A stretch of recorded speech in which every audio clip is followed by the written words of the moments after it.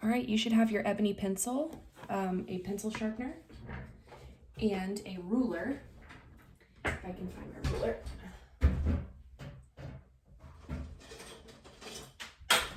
Ruler and a Sharpie.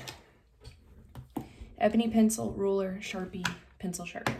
All right, so at the top, let's label this Ebony Pencil Techniques.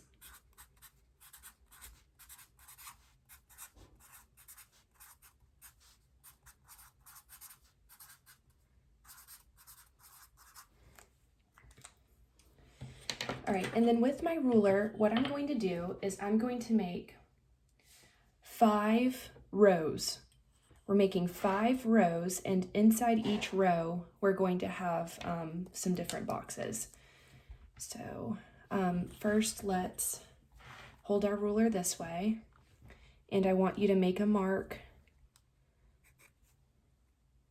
at every inch. 1, 2, 3, 4, 5. Okay, so I made a mark at every inch for 9 inches. I made a mark at every inch for 9 inches, and I'm going to do the same thing on the other side. First, I'm going to make sure that this one's lined up. All right. 1, 2, 3, 4, 5, 6, 7, 8, 9. All right, now we're connecting the dots.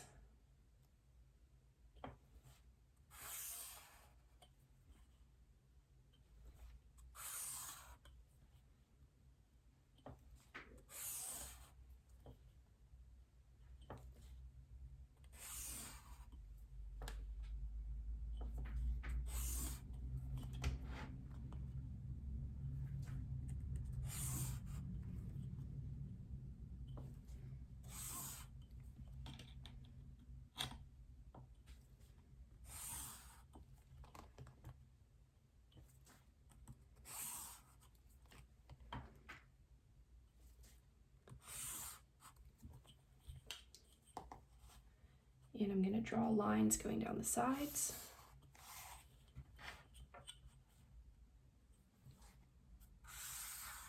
Okay. So 1, 2, 3, 4, 5. Perfect. All right. So the first one is going to be labeled smooth.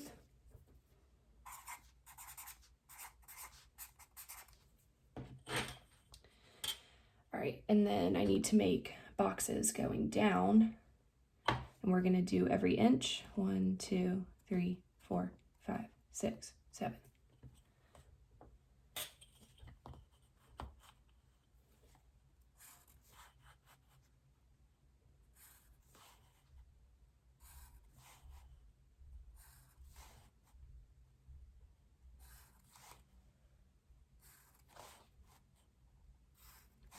All right, so the first row is going to be the name of the ebony pencil shading technique, and then the second row is 8 squares. All right, now I'm going to do the same thing with the rest of these and the other techniques. The next one is blended.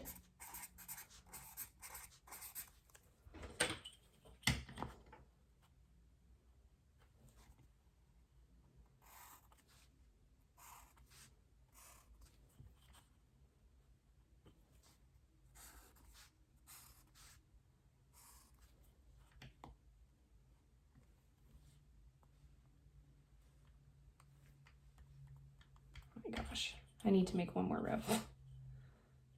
Oops. Apparently I can't count this morning. Okay, there we go.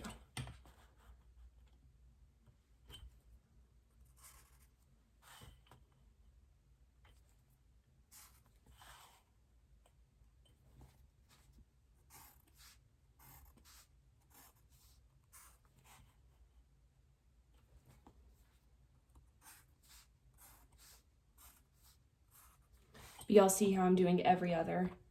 Okay, and I need 5 of those.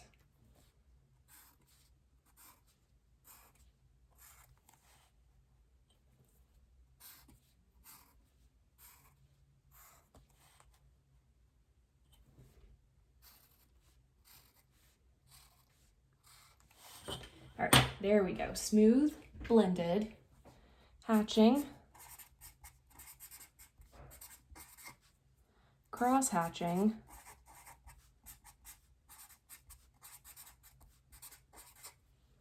and then the last one is circular.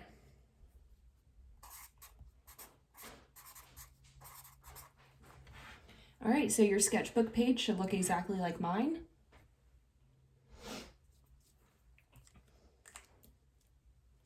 Okay, now moving on to the ebony pencil techniques. So on this side of all of our rows, we're going to be doing the lighter value. And then as we move down the value scale, we're going to be going to dark. Now, when I'm using the ebony pencil, I usually like to go dark to light. I think it's easier to press down hard at first and then lighten up on your hand, because if I start in the lighter area, usually I end up pressing down too hard. So let's start in the dark area and error on that side, and then it'll be easier to transition to light. So for shading for the smooth technique, I'm just holding the ebony pencil like normal. Some people like to hold it with their index finger up. I'm not really a huge fan of that. I don't really have a lot of control that way. But if you want, if you hold the pencil closer to the end, you're going to be able to apply more pressure. And if you want to apply lighter pressure, you just hold it back up here. So for the darker area, I usually try to go a little bit closer to this end so I can press down harder. Now for this smooth technique, I'm using small ovals that overlap each other. If you go kind of side to side like this, then you're going to get kind of a streaky looking line. But if you use small ovals that overlap each other, you're going to get little to no white space, and it's going to look a little bit more smooth. So for the dark square, I want to press down pretty hard, like 100% of the way. And then for the next square, I'm lightening up on my hand just a little bit. So I'm probably pressing down more like 80% instead of 100%. We want the two squares to look different. Okay, can you tell that this one is slightly lighter than this one? Okay, now I'm gonna move on. Now I'm pressing down like 60%. Making sure that I have no white space. It's nice and smooth and even. I'm overlapping. Okay, now I'm going to move my hand a little bit farther back on the pencil so I don't apply too much pressure.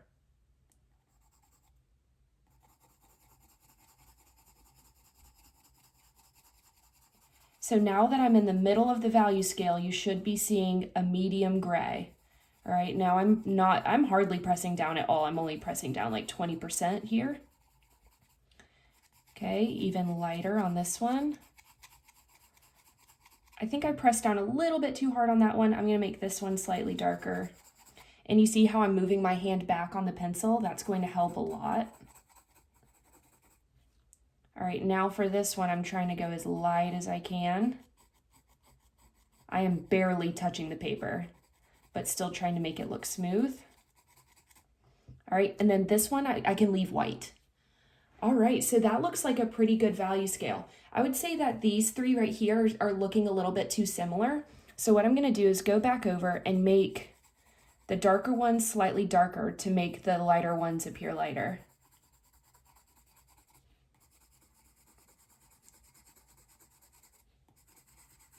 Now I have to go all the way back to the beginning and overlap a little bit more.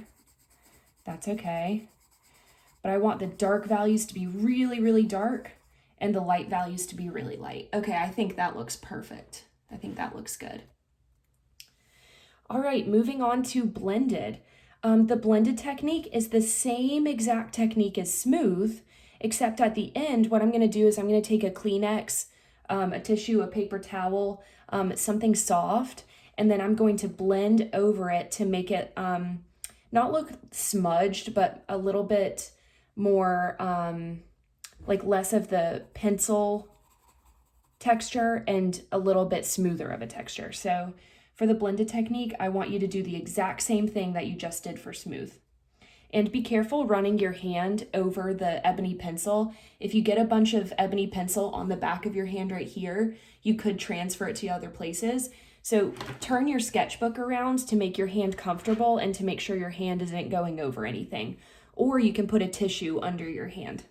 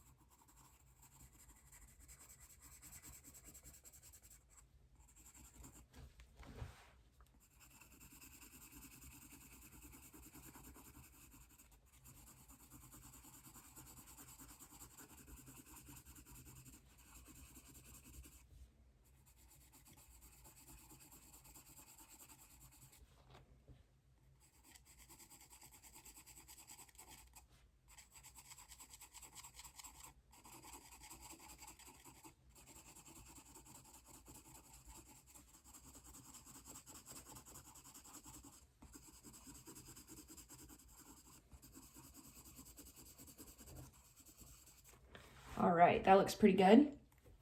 Now I'm gonna go get a tissue.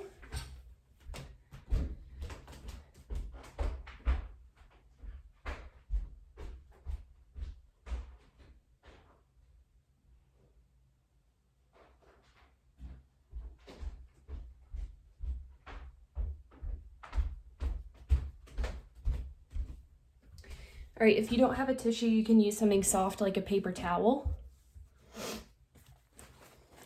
All right, and what I'm doing is I'm taking my index finger and covering it with the tissue and wrapping it around my finger. And then I'm going to gently push the values. I'm going to start in the lighter area and then push it to the darker area.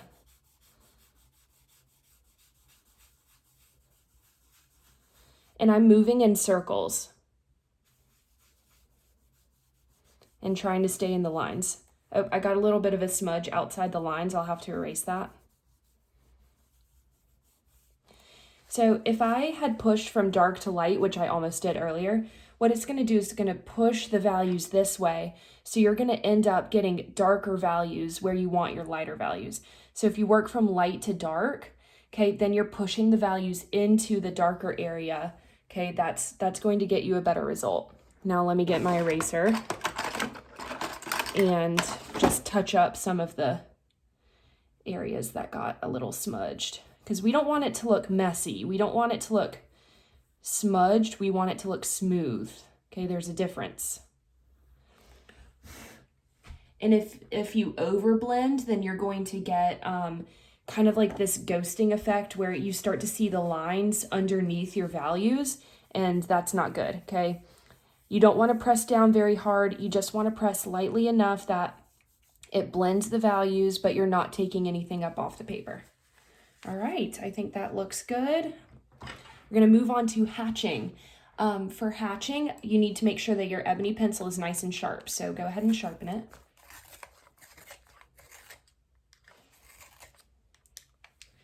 All right, let me show you what hatching is and what hatching is not. Okay, hatching is a series of lines that are straight. Okay, hatching is not stripes. So you don't want to press down hard and you don't want too much space in between. Okay, don't do that. Hatching is a texture. So you see how I'm just quickly moving my pencil up and down? Okay, that's fine. Another thing you don't want to do is go back and forth like a zigzag. That is not correct, okay? Hatching is one direction and it's a texture. So you just want it to look like a series of lines that are going to create the illusion of value. All right, so for hatching, you want to go in the same direction the whole time. It doesn't matter if you go horizontal, vertical, diagonal. I kind of like the way diagonal looks, so I'm going to show you hatching diagonally. Okay, always start in the darker value, and I'm doing a series of lines. I'm just pulling. You see how I'm starting over at the top of the square and pulling down with my wrist? Okay, I'm just flicking my wrist, making sure the line stays straight. You don't want the lines to hook at the end like that. You don't want them to be curved. You want them to stay straight. Okay, so don't do that. I'm just quickly pulling my pencil down. Now, the darker the value, okay, you have to have as least white space as possible, and you want your lines to be closer together and overlap. And you still want to be able to see the lines. Some people hatch too much and they end up making it look like a smooth technique. Okay, this technique is supposed to be for objects that have a little bit of a rougher texture. All right, as I'm lightening up on the values, can y'all see that my lines are getting farther apart? Okay, that's what we're trying to do to make the value seem lighter.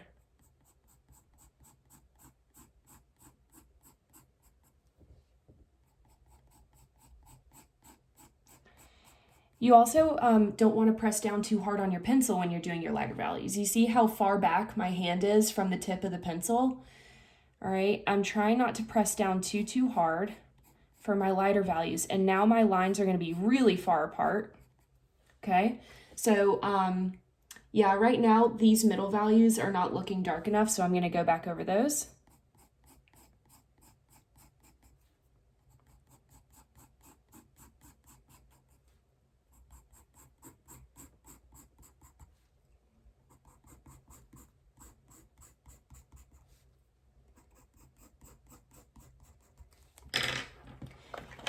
Great, we can see in these three how different the textures are looking.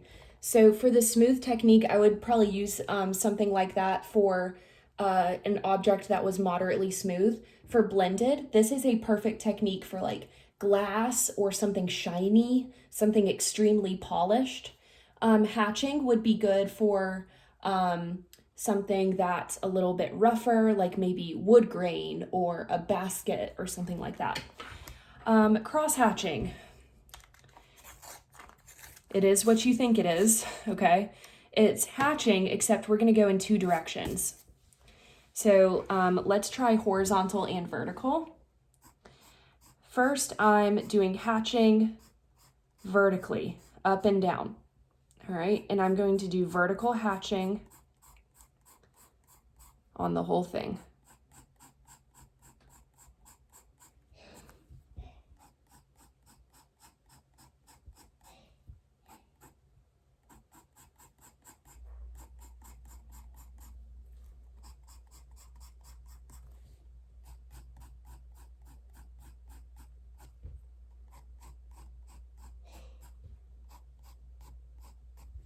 Okay, now I'm going to go back and do horizontal hatching. So for cross hatching, you want to make sure that the values or the lines are perpendicular. So this is going to give you a really, really rough texture.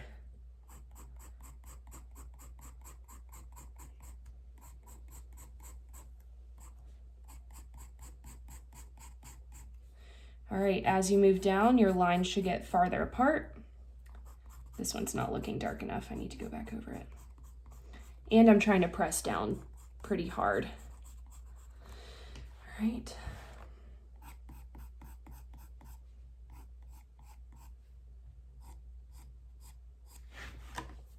All right, and that's cross hatching.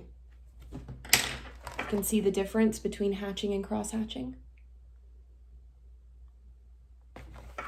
All right, last one is circular. This one's fun. Circular, I like to use this technique for something that looks fluffy almost, or maybe marbled. Circular is not loop-de-loops, okay? Some people I've seen do like loop-de-loops for circular. Circular should also not be even, like in even rows. It shouldn't be a pattern, okay? Wrong, wrong. Circular is controlled scribbling. So it should be organic, it should be random. Okay, and you see how I'm just scribbling some different circular shapes, going in different directions, going in random places. That is controlled scribbling. So I'm going to create values using that method. All right, so for your darker value, you should be pressing down harder with your hand. and your little circles should overlap a lot to cover up a lot of the white space. Leave a tiny bit of white space to imply the texture. You don't want to cover it up all the way, but you see how you can achieve a dark value just by the controlled scribbling? All right, now I'm lightening up on my hand a little bit, and my scribbles are going to be a little bit farther apart.